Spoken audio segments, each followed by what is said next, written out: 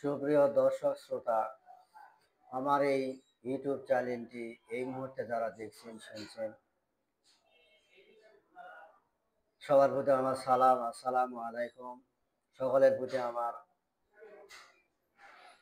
কৃতজ্ঞতা প্রকাশ করে আমি আজকে আপনাদের সামনে উপস্থিত হয়েছি আরেকটি নতুন বিষয় নিয়ে। সেটি হচ্ছে যে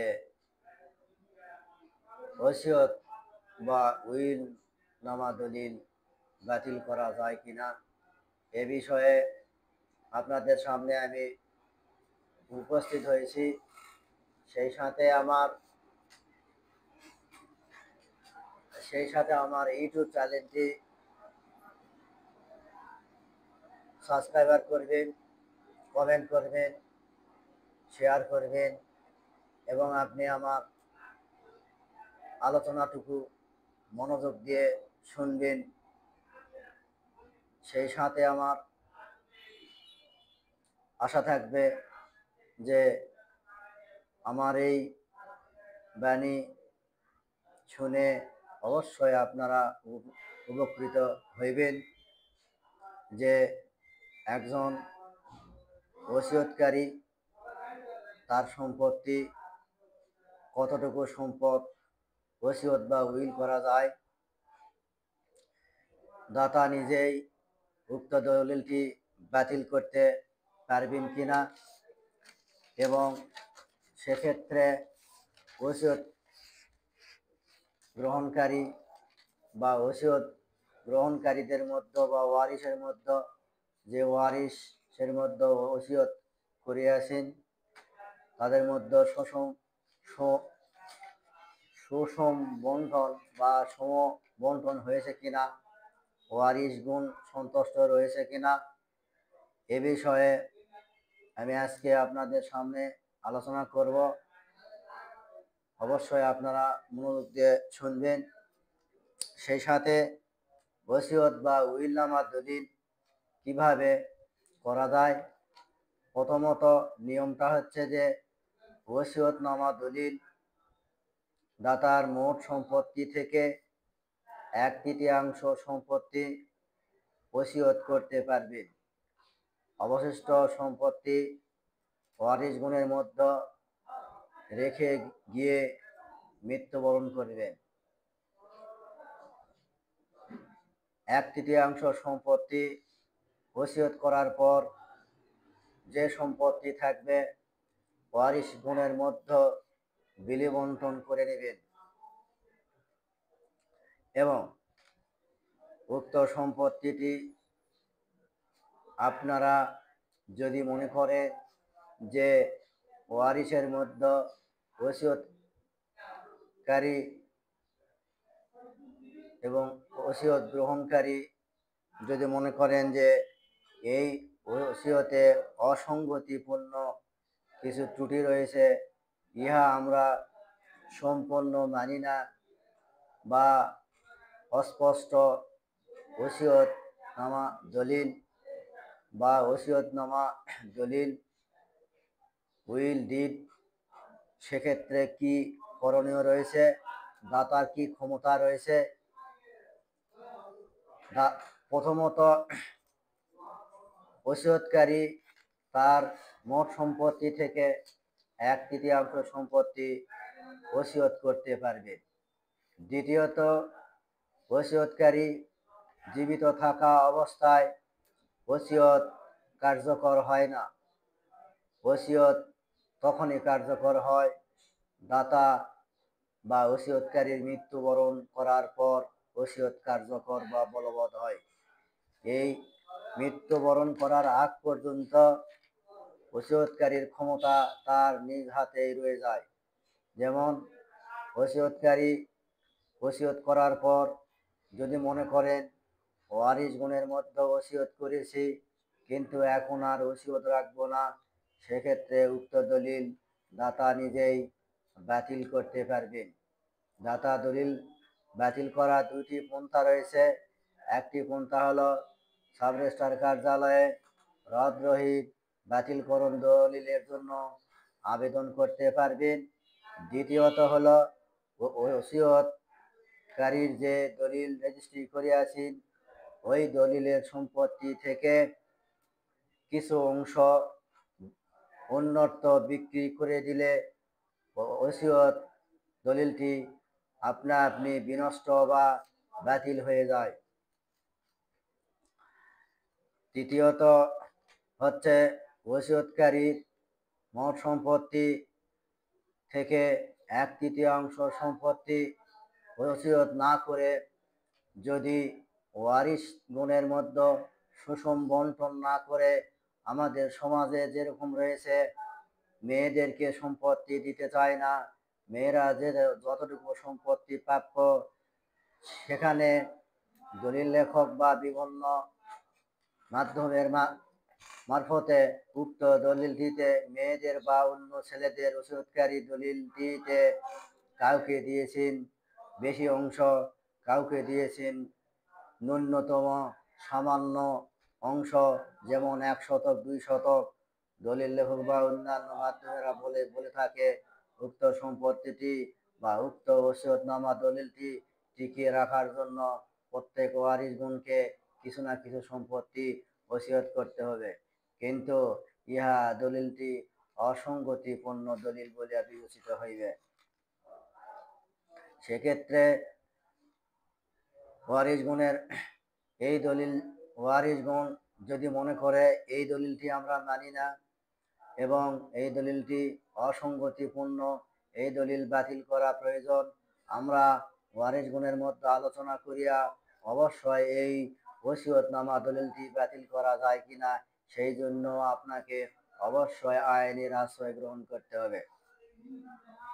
আমাদের সমাজে এমন ব্যক্তি রয়েছে যে তার একমাত্র পুত্র সন্তান রয়েছে, তার পক্ষান্তরে মেয়ে সন্তান 4 থেকে অনেক অধিক সন্তান রয়েছে এবং ছেলে সন্তানকে বেশি ভালোবাসার খাতিরে ছেলে সন্তানকে সব সম্পত্তি দান করে মেয়ে সন্তানগুলোকে ন্যূনতম একটি 1 শতক বা 2 শতক বা এই ধরনের সম্পত্তি ওসিয়ত করে থাকেন।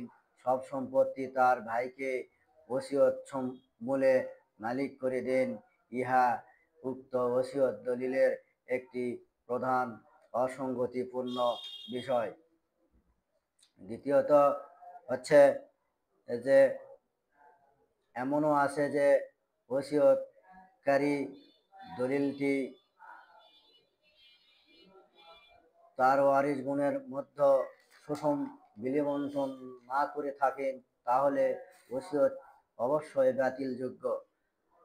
ওয়ারিশগণের মধ্যে কোনো ওয়ারিশ মনে করে থাকেন যে আমাকে এই উইলে ঠকানো হয়েছে বা ওয়ারিশগণের মধ্যে সুষম বন্টন হয়নি, সেক্ষেত্রে ওসিয়তকারী যদি মৃত্যুবরণ করেন সেক্ষেত্রে দলিলটি কি বাতিল হইবে কিনা সে বিষয়ে আমার পরামর্শ হচ্ছে বাংলাদেশের রেজিস্ট্রেশন আইন 1908 সালের ধারা মোতাবেকে যদি ওয়ারিশগণের মধ্যে কোনো ওয়ারিশ যদি মনে করেন যে ওসিয়তকারীর উইলটি বৈধ নয়, ইহা অবৈধ দলিল, তাহলে অবশ্যই আপনাকে যেদিন থেকে ওসিয়ত উইল রেজিস্ট্রি হয়েছে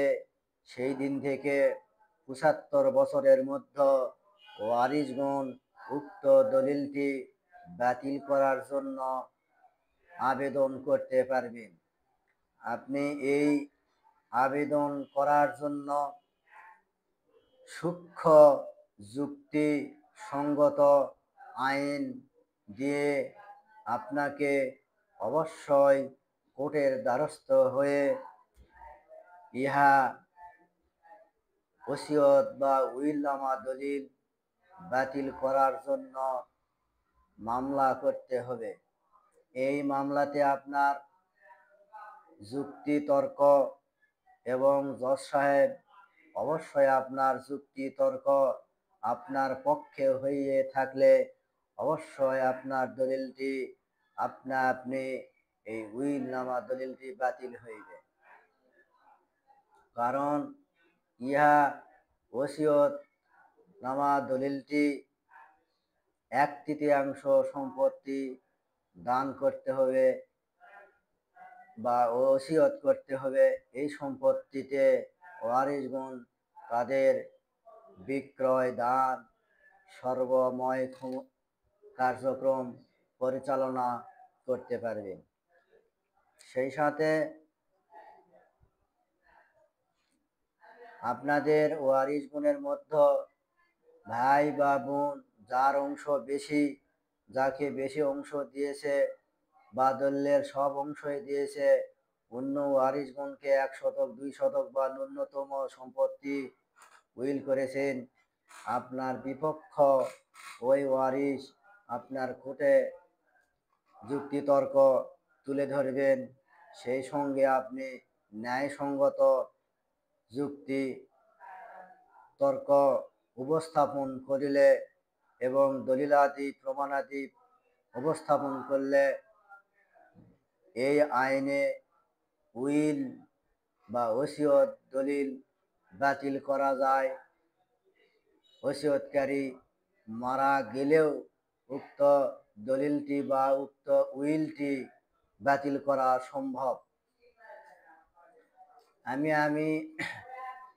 আজকে এই বিষয়ে আলোচনা করার মূল উদ্দেশ্য হচ্ছে, আমাদের সমাজে এমন কিছু ব্যক্তি রয়েছে ওয়ারিশগণের ফাঁকি দেওয়ার জন্য গোপনে নিজ থানায় বা অন্য কোথাও সদর অফিসে বা কোর্টে বা এই দলিলটি প্রত্যেকটি থানায় রেজিস্ট্রি অফিসে দলিল করা যায়। কারণ এই দলিলটি যাকে প্রতিনিধি করবে তার কাছেই এই দলিলটি গচ্ছিত থাকে। উইলকারী মৃত্যুবরণ করার পর উক্ত দলিলটি প্রতিনিধি ওয়ারিশগণের মধ্যে সুষম বন্টন করে দেবেন। কিন্তু সুষম বন্টন করার সময় দেখা যায় যে ওয়ারিশগণকে ফাঁকি দিয়ে এই দলিলটি সৃষ্টি করা হয়েছে, যার কারণে ওসিয়তকারী মৃত্যুবরণ করার পরও উক্ত দলিলটি বাতিল যোগ্য। আমি আর বেশি কথা বলতে চাচ্ছি না। অবশ্যই আপনারা আমার এই ভিডিওটি শুনে বুঝতে পারছেন যে ওয়ারিশ ফাঁকি দিয়ে ওসিয়তনামা দলিল করলে উক্ত দলিলটি কি বাতিল করা সম্ভব। আপনাদের মনে অনেক সময় প্রশ্ন জাগে, দলিল তো বাতিল করা যায় না, কিছু কিছু ক্ষেত্রে কিছু নিয়ম বা কিছু পদ্ধতি অবলম্বন করলে উইলনামা দলিল অবশ্যই বাতিল করা সম্ভব। দাতার মৃত্যুর পরও এবং দাতা স্বয়ং জীবিত থাকা অবস্থায় উইল দলিল যে কোনো মুহূর্তে বাতিল বা উইল দলিলের মধ্য থেকে যে সম্পত্তি বা অল্প সম্পত্তি উন্নত বিক্রয় করলে উক্ত দলিলটি আপনা আপনি বাতিল হয়।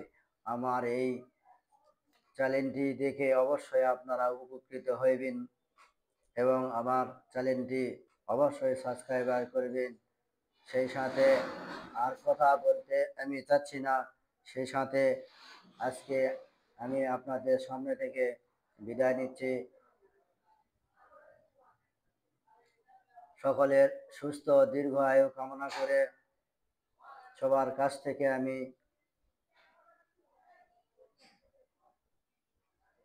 বিদায় নিচ্ছি। আল্লাহ হাফেজ।